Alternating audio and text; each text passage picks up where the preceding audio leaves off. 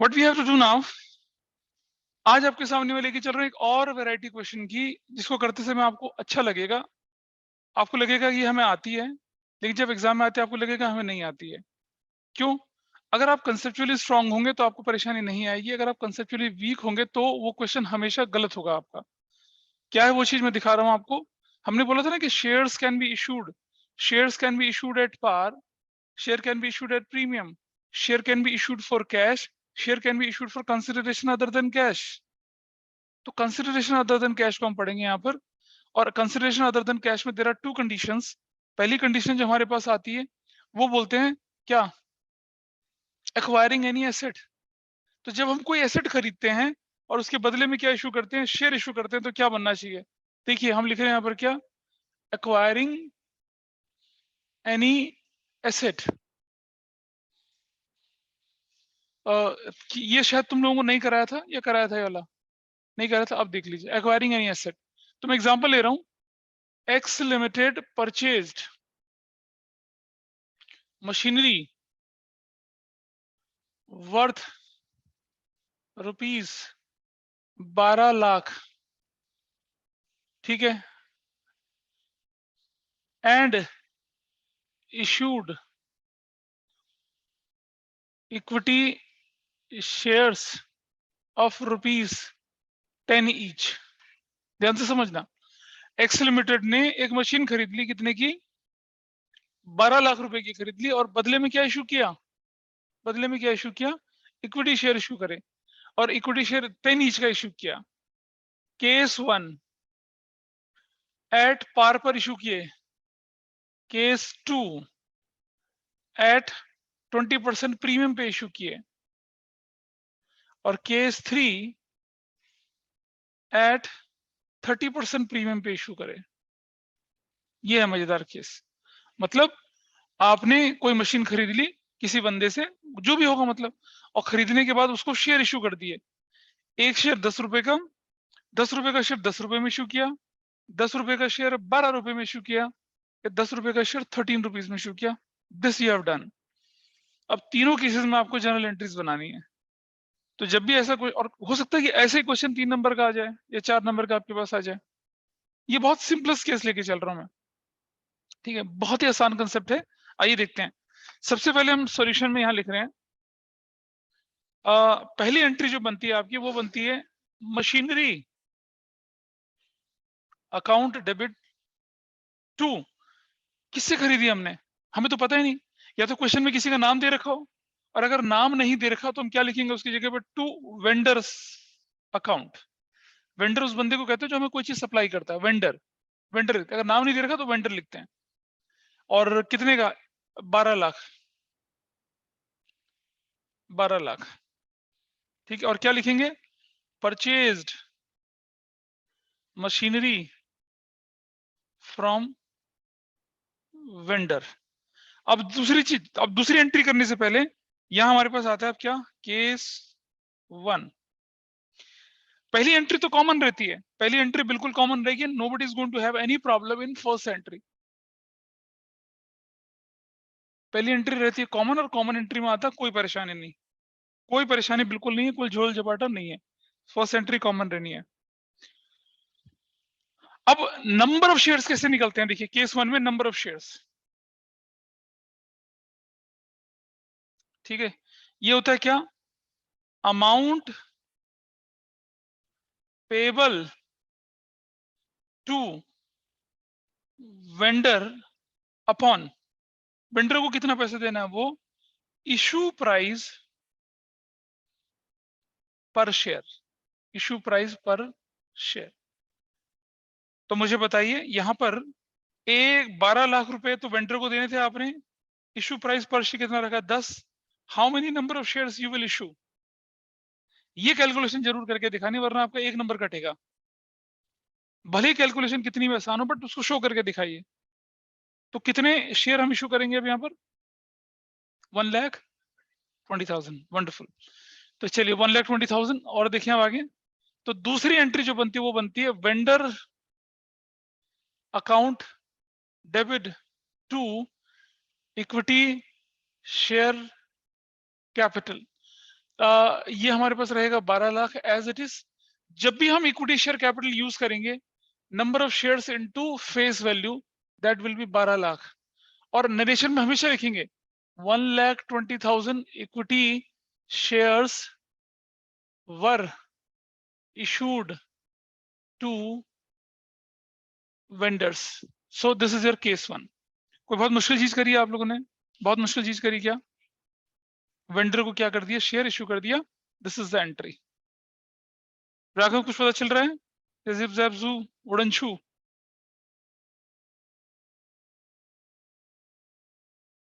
अच्छा, आते हैं हम किस पर?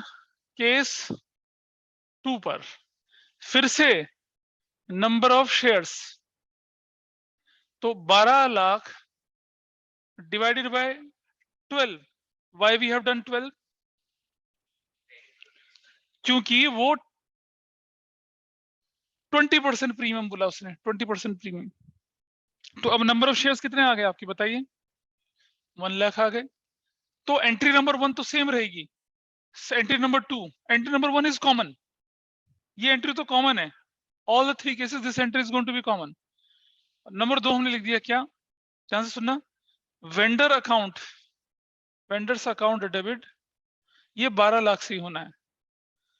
2, इक्विटी शेयर कैपिटल अकाउंट, जो हमेशा होगी 1 लाख इंटू 10 से, विच इज 10 लाख। और 2 क्या हो जाएगा? Securities premium reserve account 1 lakh into 2, which is of 2 lakh. क्या लिखेंगे? 1 लाख इक्विटी शेयर्स वर allotted या issued to vendors या वेंडर। खत्म।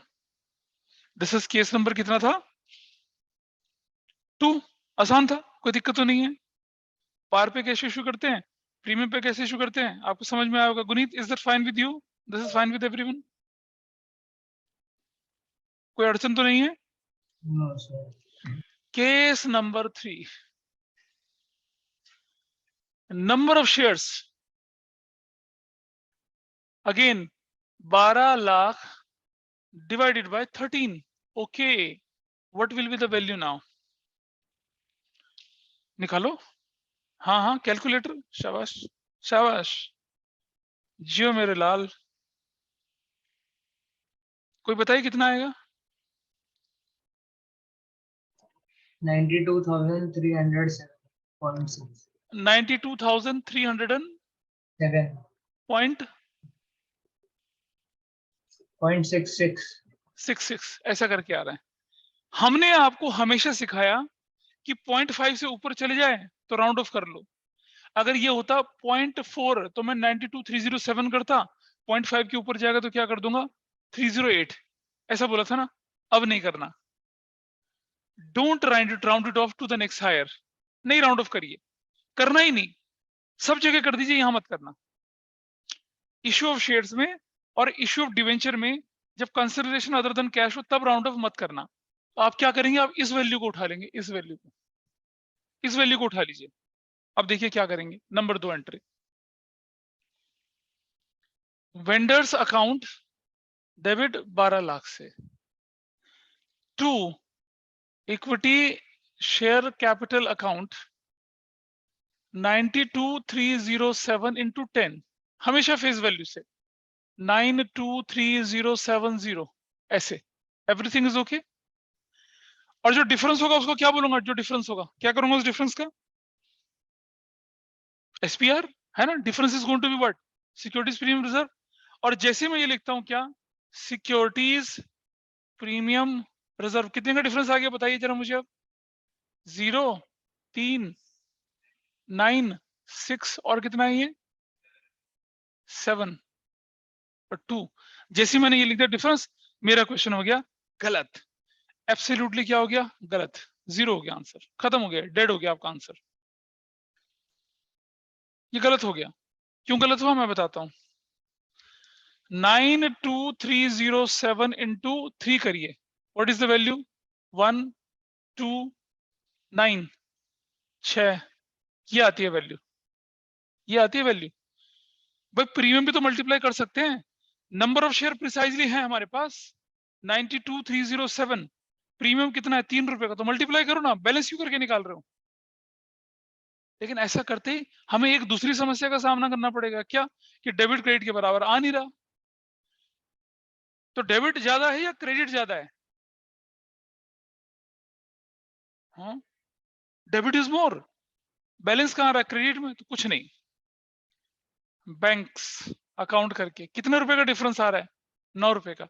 एक चेक उठाओ और उसको ले फड़ ऐसे करके फेंक दो। मुझे बताइए, क्या ये कोई मुश्किल काम है कि डिफरेंस अमाउंट का एक चेक बना के दे दो उसको? सामने वाला लेगा नहीं, लेकिन लेगा नहीं, क्या यार क्या भाई साहब क्या बात कर दी आपने, हमें करनी नहीं भाई, हिसाब तो हिसाब होता है, 9 रुपए का चेक पकड़ा देंगे। अच्छा सोचो, अगर सिचुएशन उल्टी होती, मैं एक शेयर एक्स्ट्रा दे देता तो क्या होता पता है? ये तब डिफरेंस कहाँ आता? ऊपर आता। यानी कि 9-10 रुपए हमें किससे लेने पड़ते। अब हम 12 लाख की मशीन खरीदे, फिर हम उसे बोलते भैया 9 रुपए का चेक भी दे जा हमें, चिंदी चोर वाली बात हो जाती ना। क्या 8 रुपए 9 रुपए रिकवर करना आसान काम होता? इतना तो चेक की प्रिंटिंग की कॉस्ट नहीं होती जितना आप पैसे ले लेते हो। तो इसीलिए क्या करना चाहिए, राउंड ऑफ में आगे नहीं जाके फिगर उठाइए और जो डिफरेंस अमाउंट होता है उसका चेक देके छुट्टी कर लीजिए। ये होता है जब आपके शेयर फ्रैक्शंस में इशू होते हैं, तो एक शेयर कम दे दीजिए और उसकी बराबर वैल्यू का क्या कर दीजिए, क्या कर दीजिए, जो अमाउंट होता है वो डिफरेंस जो होता है उसको क्या कर दीजिए, आप चेक से पेमेंट कर दीजिए। सो डोंट डू दैट कि हम डिफरेंस ले लेंगे प्रीमियम में। अगर ये क्वेश्चन एग्जाम में आएगा तो बच्चे ऐसे ही करेंगे और गलत हो जाता है। तुम्हारी कहानी नहीं है, this is more than 90% students do this. अब क्योंकि आपने कर लिया तो आप ऐसा नहीं करोगे एग्जाम में। तो क्या लिखेंगे, 92,307 equity shares were issued to vendors, ऐसा कर दिया। दिस इज योर एंट्री, ये एंट्री पे आपका काम खत्म हुआ। तो आपने देखा, जब हम मशीन खरीदते हैं और शेयर इशू होते हैं पार पे या होते हैं प्रीमियम पे, या प्रीमियम बहुत एबनॉर्मल से अमाउंट का होता है, तो फ्रैक्शनल वैल्यू आती है, कैसे उसे हैंडल करा जाता है, that was your in front of you. ठीक है, पीछे से। अच्छा, इसे पीछे का, इसे पीछे का सानी आता है। वो जो कैश फ्लो में, रेशो में जो तकलीफें होती थी ना, तकलीफें, जब आप इस चैप्टर को, डिबेंचर को खत्म कर लोगे तो वो रहेंगी नहीं। क्योंकि हमने क्या किया था कि एनालिसिस ऑफ फाइनेंशियल स्टेटमेंट करा था बिना ये सब पढ़े। अब आपको प्रीमियम भी पता चल रहा है क्या होता है, आपको शेयर कैपिटल पता चल रहा है क्या हो रहा है। Got it. तो चलिए, अब एक क्वेश्चन मैं दूंगा वो आप लोग करेंगे। क्वेश्चन है, X limited purchase of machinery worth rupees 12 lakh at rupees 15 lakh. ठीक है, कितने की? 12 लाख की मशीन खरीद ली 15 लाख में, and issued equity shares of rupees 20 each. ठीक है, to vendors,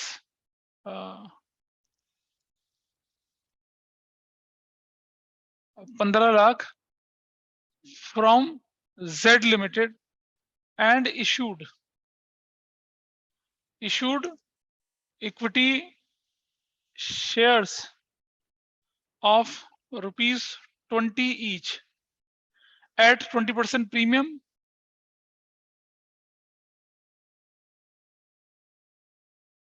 case 1 at par or at 25% premium and at 30% premium. This is your question. ये सवाल सबको करना है, ये ऑनलाइन ऑफलाइन सभी लोगों को ये क्वेश्चन करना है। ठीक है जी, क्वेश्चन क्लियर है? Yes, sir. Purchase of machinery 12 lakh की कितने में खरीद ली? 15 लाख में, और उसके बदले में आपने शेयर इशू कर दिए 20 रुपए का एक, पार पे, प्रीमियम पे, फिर प्रीमियम पे। ठीक है, और स्टार्ट डूइंग इट। आइए देखते हैं केस 1। मतलब जो फर्स्ट एंट्री होनी है वो तो होनी है ना, वो तो उसमें तो कोई दिक्कत ही नहीं है। क्या होनी चाहिए फर्स्ट एंट्री?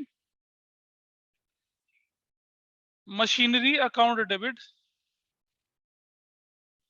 टू, किससे खरीद रहे हैं ये? Z limited. और जेड लिमिटेड, एक्स लिमिटेड खरीद रहे हैं ना जेड से।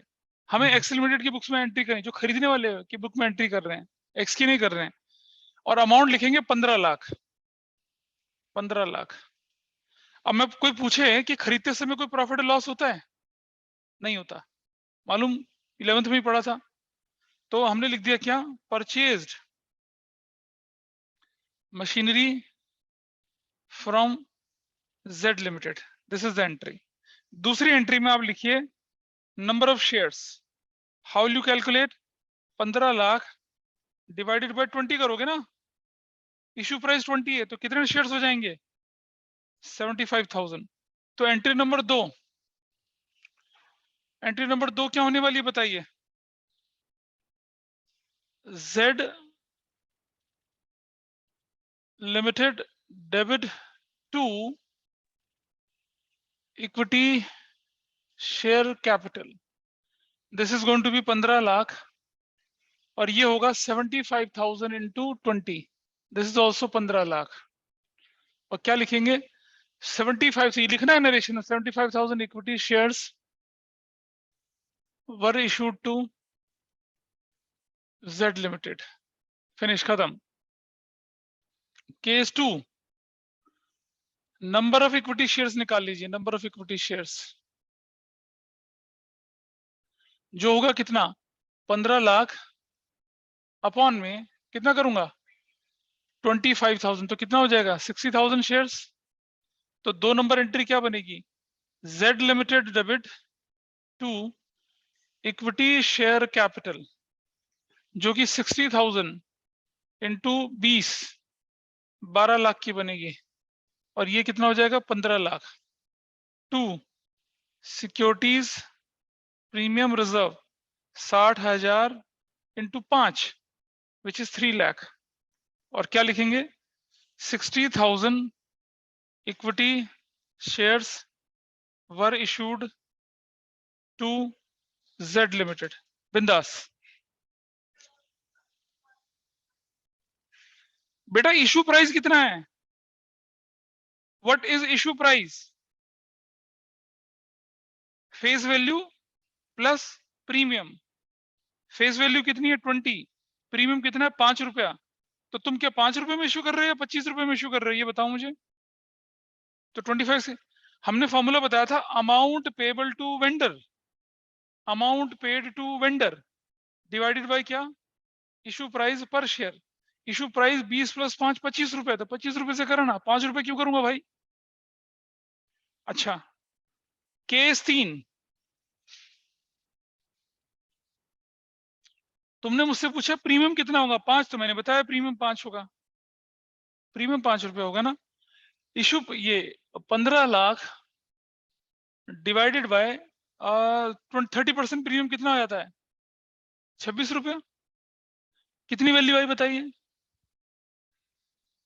5769.3 और कुछ और भी आया होगा, पर हमें तो इस वैल्यू को लेना ना, सिर्फ इस वैल्यू को, हमें राउंड तो करना नहीं, हमें तो यही वैल्यू लेनी है, चाहे ऊपर जाए ना जाए। तो number 2 entry, Z limited account debit 15 lakh से टू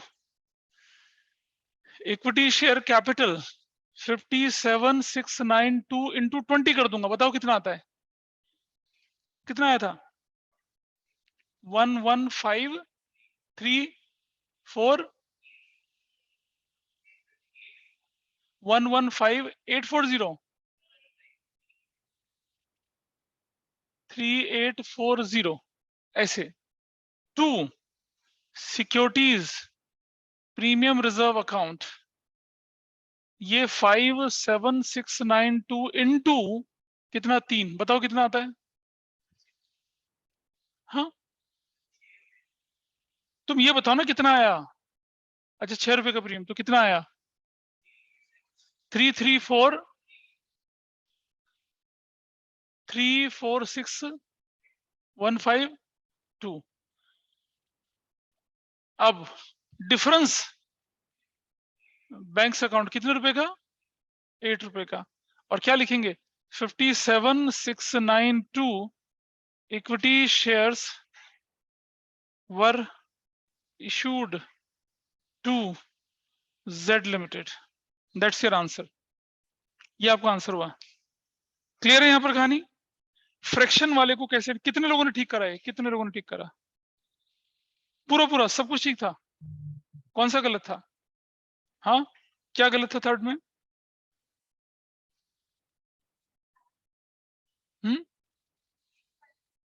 इशू प्राइस क्या लिखा था? 30। अच्छा, एक और करिए, उसके बाद फिर हम अगली कैटेगरी में चलते हैं।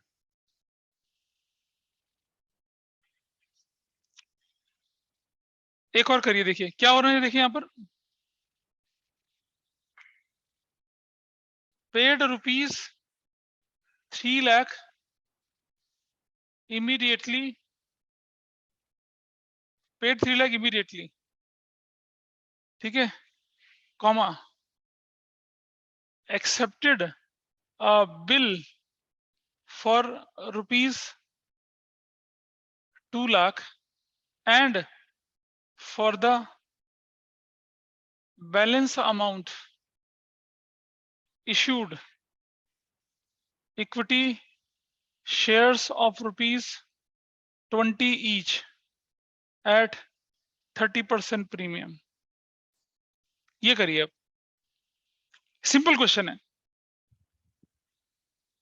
क्या किया हमने? एक्स लिमिटेड ने क्या कर दिया? एक मशीनरी खरीद ली 12 लाख रुपए की, जो कि 15 लाख में लिया उसने। 3 लाख तो इमीडिएटली पे कर दिया। एक बिल एक्सेप्ट कर लिया 2 लाख रुपए का, और बैलेंस अमाउंट के लिए उसने क्या कर दिए? Equity shares of ₹20 each eight 30% premium पे इशू कर दिया। That is the question. Solve करिए। देखिए, आपके पास पहली एंट्री जो बनती है वो बनती है मशीनरी अकाउंट डेबिट 15 लाख से, और उसके बाद आपने क्या कर दिया? टू बैंक कितना पे कर दिया आपने? How much you paid bank? 3 lakh bank से पे कर दिया। और उसके बाद क्या किया? बिल नहीं, बीपी किसी बंदे के नाम पे होता, मशीनरी के नाम पे थोड़ी होगा। समझ रहे हो बात को? तो मैं दो तरह से या ये लिखेंगे, वेंडर अकाउंट कितने रुपए से हो जाएगा? 12 लाख से, और परचेज्ड मशीनरी फ्रॉम वेंडर। इसकी एक दूसरी एंट्री भी हो सकती है, और एंट्री क्या बन सकती है? देखिए, और entry machinery account debit 15 lakh से टू वेंडर, ऐसा भी कर सकते हैं। 15 लाख से परचेज्ड मशीनरी फ्रॉम वेंडर। इस मेथड में दूसरी एंट्री, ये दो मेथड से करके दिखा रहा हूं आपको, ठीक है, दोनों से हो सकता है वो। दूसरे मेथड में आप लिखेंगे वेंडर्स अकाउंट डेबिट 12 लाख से टू बीपी एक्सेप्ट कर रहा, बिल एक्सेप्ट करने का मतलब 2 लाख रुपया, टू क्या हो जाएगा बताइए? रुक जाओ, तो गड़बड़ हो गई। हाँ, vendor account debit to BP, this is the entry only. BP accepted for vendor, ऐसे एंट्री करेंगे यहां इधर। और अगर आपको करना ही है तो रुक जाइए, मैं एक और काम करता हूं यहां पर। ये 12 लाख लिख दिया to equity share capital, to securities premium reserve. अब जब देखिए यहां पर नंबर ऑफ शेयर्स कैसे निकालेंगे? Number of equity shares, number of equity shares निकालेंगे आप ऐसे। आपने कितना देना है उसका? 12 लाख माइनस 2 लाख कर दिया ना, तो कितना बचता है? 10 लाख। और डिवाइडेड बाय एक शेयर कितने का था? 26 का। क्या वैल्यू आई थी बताओ? कितने नंबर ऑफ शेयर आए? कितना 38461.52 जो भी था, ये वैल्यू लेंगे। ये वाली 2 कितना लिखेंगे यहाँ पर? 38461 इंटू 20 कितना आएगा बताओ ये वैल्यू?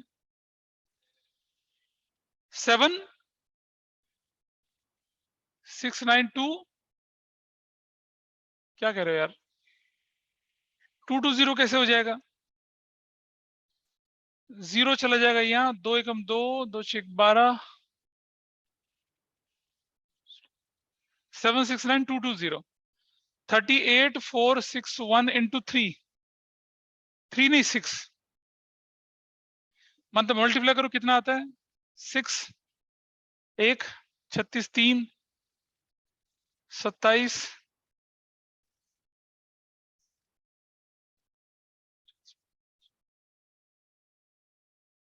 230766, ये देखना जरा टोटल ठीक आ रहा है गलत आ रहा है? अब बाकी जो बच जाएगा वो क्या करेंगे अब हम? बैंक कितना 14 रुपीज, तो क्या लिखेंगे? 38461 equity shares were issued to vendors. इसमें एंट्री, इस वाले मेथड में एंट्री क्या बनेगी देखिए, वेंडर्स अकाउंट डेबिट 15 लाख से, ध्यान से देखना, टू बैंक कितना लिखूंगा मैं? 2 लाख, नहीं बैंक लिखूंगा मैं 3 lakh, to BP 2 lakh, to equity share capital 769220, to securities premium reserve that I write 230766, और ये जो बैंक का था ना बाकी का पैसा वो कितना 14 रुपए, वो ऐसे हो जाएगा, यहां ऐसे बनेगी एंट्री। इस मेथड में ऐसा करोगे, 15 लाख का सेटलमेंट करना है, 3 लाख देंगे चेक से, बीपी एक्सेप्ट करेंगे, शेयर देंगे, प्रीमियम करेंगे, और जो 14 रुपए एक्स्ट्रा है ना उसको भी चेक उसी के साथ मिला के दे देंगे, ऐसा करना है। तो कौन सा मेथड किया आप लोगों ने इन दोनों में से? ना वो किया ना वो किया, टुकड़ा टुकड़ा करके किया। हाँ हाँ, ये वाली में फिर मिला दिया, बैंक 2 बार लिखा, हाँ 2 बार नहीं लिखिए ना, मिला के लिख लीजिए। हाँ अच्छा, कोई बात नहीं, बड़ा क्वेश्चन था उसे कर सकते थे ऐसा, ठीक है। अब मैं आपको इससे रिलेटेड एक ट्रेजिक क्वेश्चन दे रहा हूँ, ट्रेजिक क्वेश्चन आओ देखते हैं। तुमने क्या किया था? तुम्हारा ठीक था? What about your question? दिखाओ जरा क्या किया था, दिखाओ।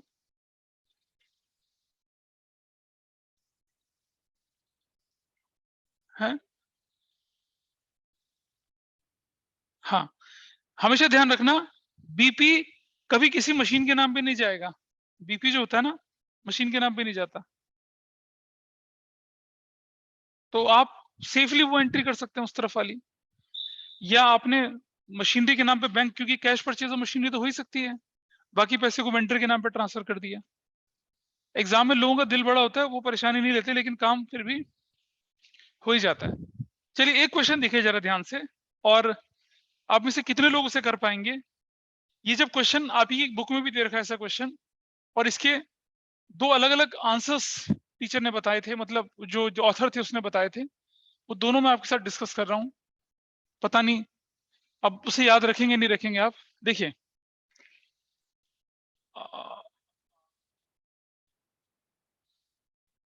15 लाख की मशीन खरीद ली, ठीक है, एंड इशूड 20,000 इक्विटी शेयर्स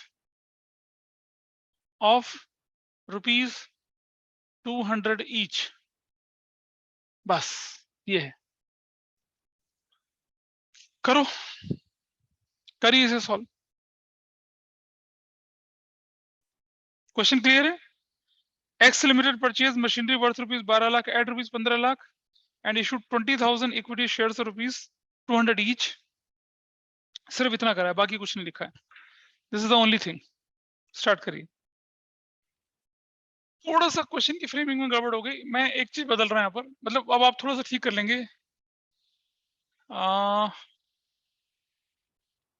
अब करिए, अब ज्यादा आसान होगी जिंदगी। अब करिए, नाउ इट इज इजी। जब ये क्वेश्चन बुक्स में आया था, मतलब अभी की किताब में आया था, मिस्टर ग्रेवाल ने इस क्वेश्चन को डाला था, तो उस साल थोड़ा सा कंट्रोवर्सी अराइज हुई थी। मैं बताता हूँ क्या। नंबर 1 एंट्री आप डाल रहे हैं क्या? मशीनरी अकाउंट डेबिट 15 लाख से करते हो। 2 वेंडर करते हो कितने से?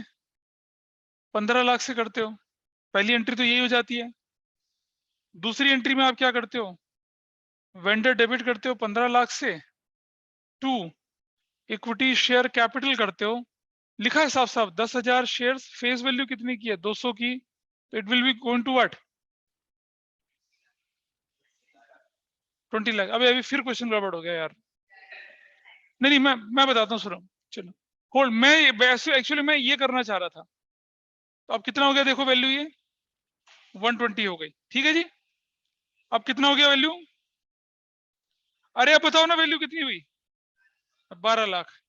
अब मुझे ये तो पता है नहीं कि पैसे वेंडर तो डेबिट हुआ था 15 लाख से ड्यू, और हमने तो सिर्फ शेयर इशू करे 12 लाख। अब ये बिजनेस एक्वायर करने का क्वेश्चन नहीं है, जहां पर आपको देखो एक बात समझना। अगर आप किसी मशीन या एसेट्स को सस्ते में खरीदते हो तो फायदा, महंगे में खरीदते हो तो नुकसान। लेकिन अगर आप किसी बिजनेस को सस्ते में खरीदते हो तो कैपिटल गेन, और अगर महंगे में खरीदते हो तो कैपिटल लॉस। और वो कैपिटल लॉस जो उसे गुडविल बोलते हैं, और कैपिटल गेन को कैपिटल रिजर्व में ट्रांसफर करते हैं, वो मैं आगे बताने वाला हूँ। उसका कंसेप्ट यहाँ नहीं लगेगा। तो यहाँ क्या लगेगा आपके पास? यहाँ आपके पास ऑप्शन एक बचता है कि क्या लिखिए आप? सिक्योरिटीज प्रीमियम रिजर्व लिखिए, कितने का? 3 लाख रुपए का ये। लेकिन ग्रेवल साहब ने क्या किया कि इस इसकी जगह पे नंबर 2 एक एंट्री इसकी जगह पे लिखा क्या? वेंडर डेबिट 15 लाख से। 2 इक्विटी शेयर कैपिटल 12 लाख से। और 2 मशीनरी कर दिया कितने से? 3 लाख से। उन्होंने ये एंट्री बोली, उन्होंने बोला ये एंट्री करिए कि मशीन वापस चली गई, ऐसा करके। But I advise you don't go for this, don't go for this. ये कर दिया उन्होंने ऐसा, क्योंकि प्रीमियम तो बोला नहीं गया था कह रहे। तो आई सजेस्ट यू कि go for this entry, don't go for that entry. इसको, ये आपकी बुक में है ऐसा कुछ, ये एंट्री अगर मुझे लगता है, if I am not wrong, इस साल के एडिशन में दिख जाएगी एंट्री। पिछले साल के एडिशन में भी थी, 2 या 3 कोरोना टाइम से पहले आई थी वाली एंट्री बस। सो अगर या तो डिवेंचर वाले चैप्टर में होगी या इसी में होगी इलस्ट्रेशन।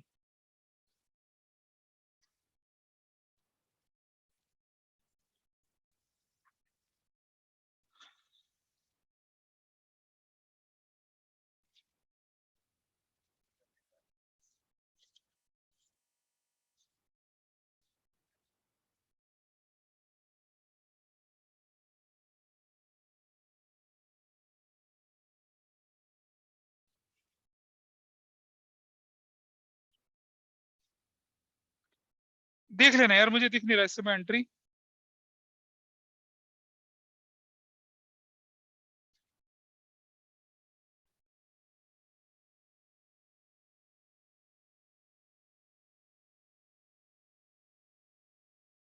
हटा दी होगी शायद। चलो कोई बात नहीं, आगे बढ़ते हैं। ये तो आपने सीखा। अब क्या? दिस इज व्हाट, जब हम किसी मशीन को या किसी एसेट को खरीदते हैं तब। यहां तक सभी लोगों को क्लैरिटी है? किसी को कोई डाउट तो नहीं यहाँ पर? बोलिए पीछे से दाएं बाएं से। चलिए अब लेके चलते हैं, जब हम बिजनेस खरीदते हैं किसी का, क्या खरीदते हैं? एक्वायरिंग अ बिजनेस, चलता फिरता बिजनेस खरीद लें किसी का। भाई देखो, एक क्लासिक एग्जांपल मैं हर क्लास में लेके चलता हूं कि जब कभी आप का मन होता है कि फाइन डाइनिंग के लिए चला जाए, तो सीपी और उसके आसपास काफी बेहतरीन रेस्टोरेंट और काफी बेहतरीन होटल्स हैं। सीपी के आसपास सारे 5 स्टार होटल सीपी के आसपास ही दिखेंगे आपको। कस्तूरबा गांधी मार्ग पर, अशोक रोड पर, उस पे सारे चाणक्य, सम्राट, शंग्रीला दिख जाएगा। आईटीसी का ताज तो शाहजहां रोड पर दिख, सॉरी शाहजहां ताज, तो ताज पैलेस जो है वो शाहजहां रोड पर दिखेगा आपको। और मौर्य और एक दूसरा जो है वो तो आपको वहां दिखेंगे धौला कुमाली वाली सड़क पर, लेकिन फिर भी उस एरिया में काफी सारे हैं। ठीक है, ली मेरिडियन ही है उस तरफ। तो फाइन डाइनिंग के लिए एक जगह Chandni Chowk sorry Connaught place में जो है वो निरुलास का रेस्टोरेंट, निरुलास का, ठीक है, देखा होगा, वो काफी पुराना नाम है उसका। लेकिन हैरानी की बात है वो निरुला रेस्टोरेंट निरुला का नहीं है, वो एक मलेशियन कंपनी का है। बिक गया था वो। जब वो बिका था तो उसकी कीमत शायद 15-16 करोड़ या 20-22 करोड़ रही होगी, लेकिन मलेशियन कंपनी ने उसे 60 या 67 करोड़ में खरीदा था, नाम के साथ खरीदा था।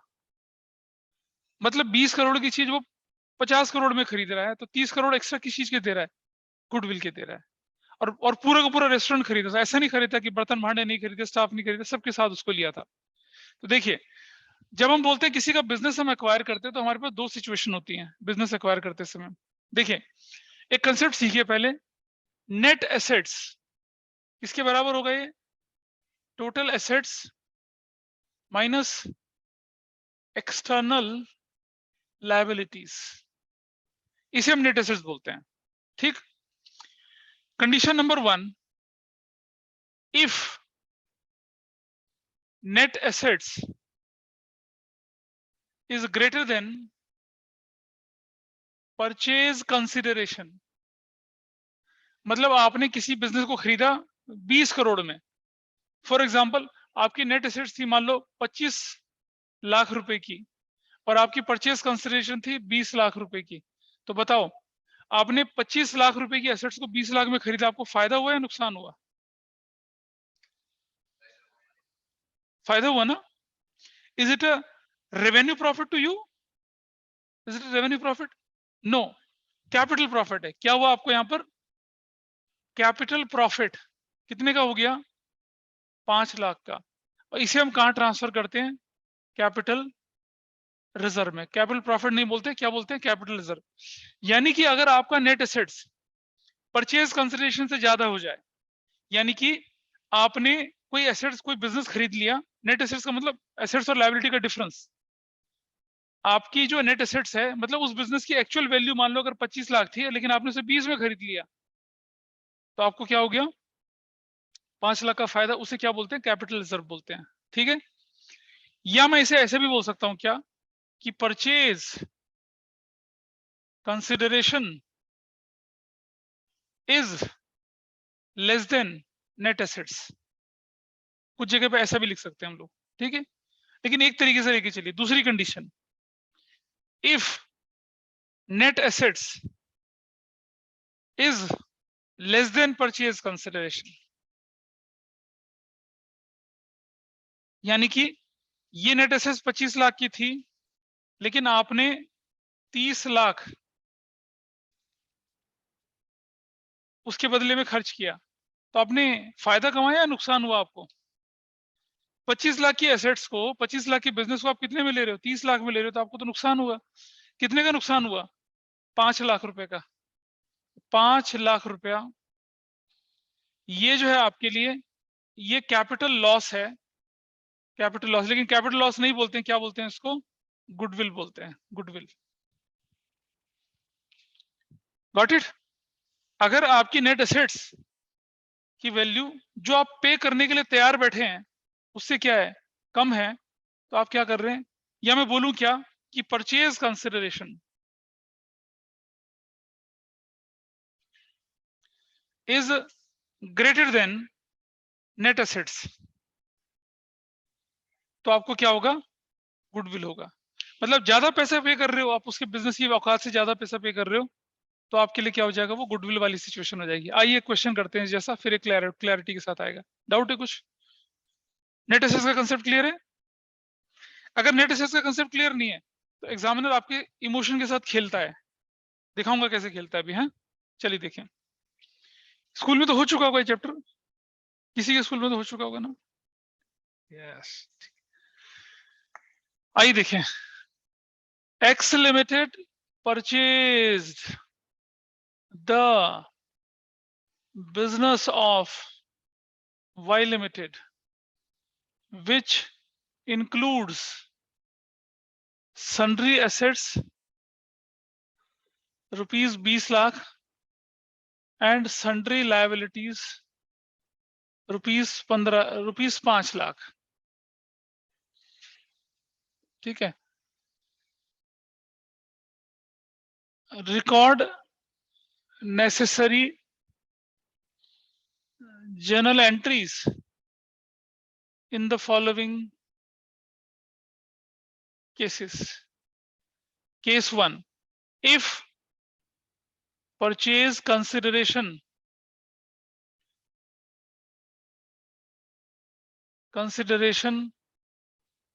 is rupees 10 lakh to be settled by issue of equity shares of rupees 10 each at 25%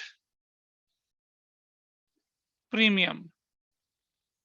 Case 2, if purchase consideration is rupees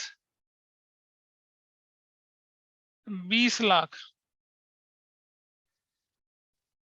to be settled by issue of equity shares of rupees 10 each at 25% premium, ये लिखा।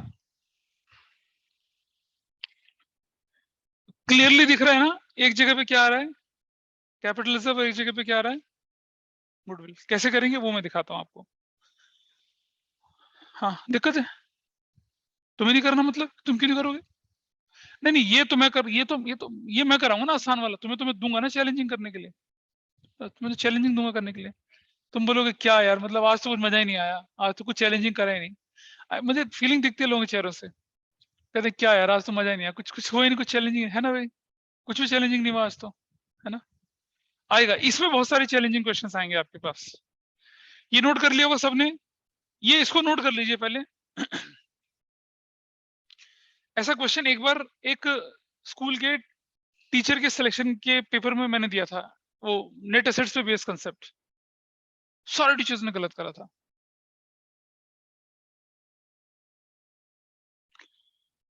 Hopefully तुम लोग नहीं करोगे। मिटाई दें इसे।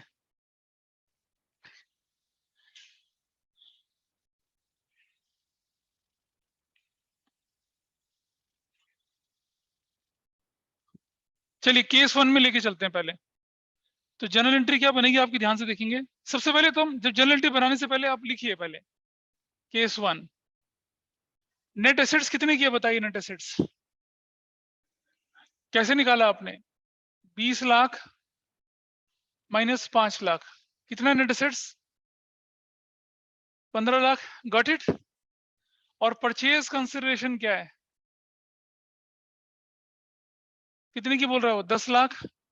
अब मुझे बताइए क्या सिचुएशन है ये, 15 लाख की चीज को आप 10 लाख में खरीद रहे हैं, फायदा हो रहा है नुकसान हो रहा है, क्या बोलेंगे बताइए।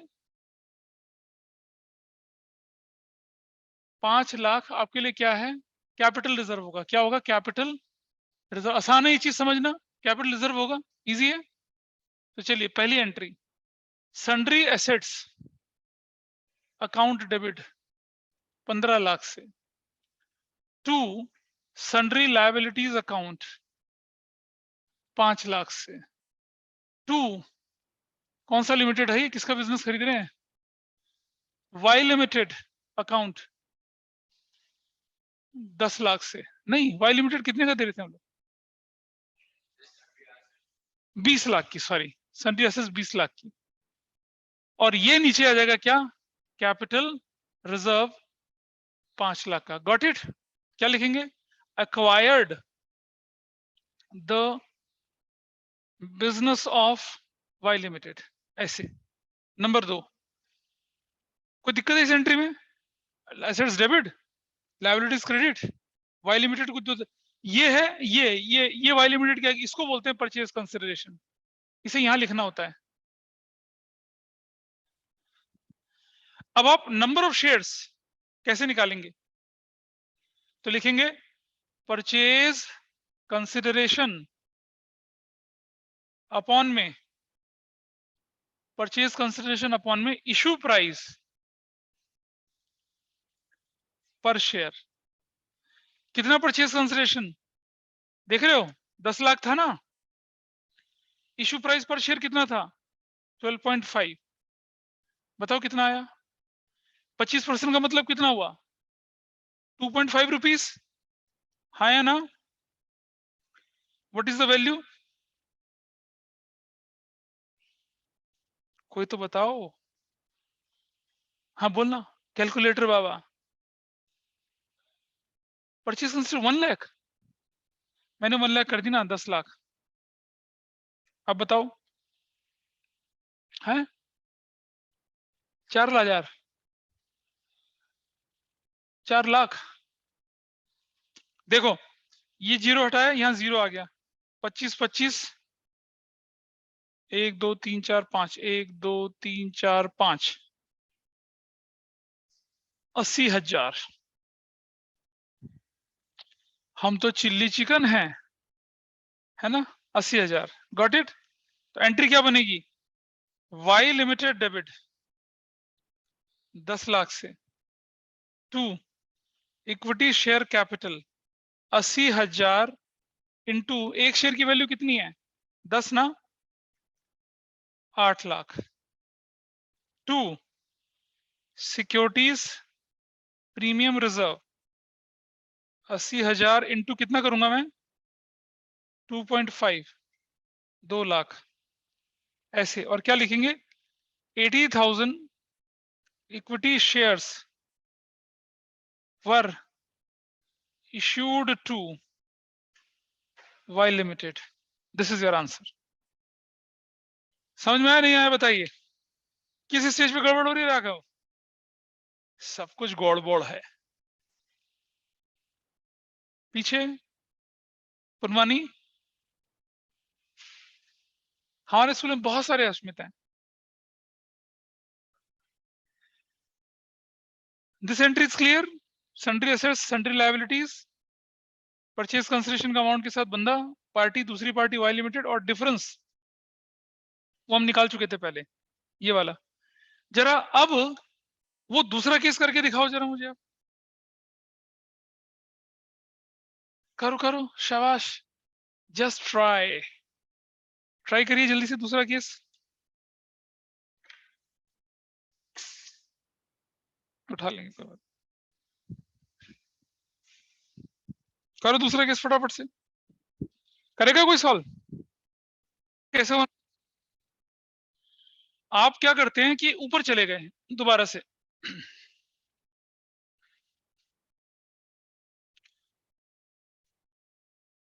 तो परचेज कंसिडरेशन 15 लाख, और परचेज कंसिडरेशन कितने की इस बार? 20 लाख की। तो 5 लाख नेगेटिव जो हो गया उसको क्या बोलेंगे हम लोग? Is that okay with everyone? Goodwill तो बोलेंगे। अरे जब परचेज कंसिडरेशन 20 लाख की है, मतलब 15 की चीज को 20 में खरीदे तो 5 लाख का नुकसान गुडविल तो कहलाएगा। पहली entry sundry assets account debit which is of कितनी की थी? 20 lakh. To sundry liabilities account, वो कितने का था? 5 लाख। टू और क्या? हाँ, वाई लिमिटेड को कितना दे रहे हो आप? 20 लाख। तो ऊपर क्या हो जाएगा? गुडविल अकाउंट डेबिट कितने से? 5 लाख से। नरेशन बनेगी acquired the business of Y limited. Done. दूसरी में अब आप नंबर ऑफ शेयर्स निकाल लो पहले। Number of shares 20 lakh divided bye कितना कर रहे हैं हम लोग? 12.5, तो कितना हो जाएगा? 1,60,000। Got it. तो नंबर दूसरी entry Y limited debit 20 lakh से टू इक्विटी शेयर कैपिटल बनेगी कितनी? 160 इंटू 10 से करूंगा तो 16 लाख बनेगा। टू सिक्योरिटीज प्रीमियम रिजर्व कितने से बनेगा? 160 इंटू 2.5 से कितना हो गया? 4 लाख। एंड क्या लिख दिया 1,60,000 equity shares were issued to किसको Y limited. That's your answer. क्या दिक्कत आ रही थी इसको कर रहे हैं बता जरा मुझे। हाँ जी क्या दिक्कत है? तो बोले नहीं मुझे आया तो हाँ कर लिया था, बाकी लोगों ने कर रहा था, डॉक्टर साहनी इधर से, मेरे हीरा मोती कर लिया तुम लोगों ने। हाँ अच्छा, this is known as acquiring business. ठीक है, इसके और वेरिएशंस हैं, लेकिन तब तक आप क्या करेंगे, अपनी बुक दिखाइए जरा। अब आप क्या करेंगे कि there are certain other variations also, वो भी मैं कराऊंगा लेकिन अभी नहीं कराऊंगा, वो हम अगली वाली क्लास में करेंगे। लेकिन तब तक के लिए आपके पास काम है करने का, वो काम है देखिए क्या। अगर आप अपनी बुक खोलेंगे तो आपके पास क्वेश्चन नंबर 27 से लेकर 38 तक, क्वेश्चन नंबर 27 से लेकर 38 तक का ये आपको करना है। ठीक है, गॉट इट। परचेज कंसिडरेशन के क्वेश्चन करने हैं तो करने हैं, मतलब पहले मैं आके अगली क्लास में सबका ये काम देखूंगा, then I will proceed further. ठीक है, तो अभी तक की क्लास में, अभी तक के कंसेप्ट में किसी का कोई डाउट हो तो बताइए मुझे। Anybody is having any doubt क्या? हाँ, बैलेंस शीट कहाँ बनवाई है बैलेंस शीट? नहीं नहीं अभी नहीं बेटा, बैलेंस शीट सिखा दी मैंने, अभी नहीं सिखाई ना, तो होल्ड रखिए उसको। मैंने बैलेंस शीट बनाना नहीं सिखाया अभी, पहले मैं थोड़ा 4 फीचर तक करा लूंगा, उसके बाद I will teach balance sheet. ठीक है, 4 फीचर। 1,00,000 शेयर इशू हुए, पब्लिक अप्लाइड फॉर 90,000 शेयर्स, तो आप 1,00,000 से मल्टीप्लाई ना करके 90,000 से मल्टीप्लाई करिए, वो अंडर सब्सक्रिप्शन हो जाता है, तो बड़ा इशू थोड़ा ही है उस चीज का। Got it? ठीक है जी, तो let us wind up the class today, मिलेंगे फिर अगली क्लास में।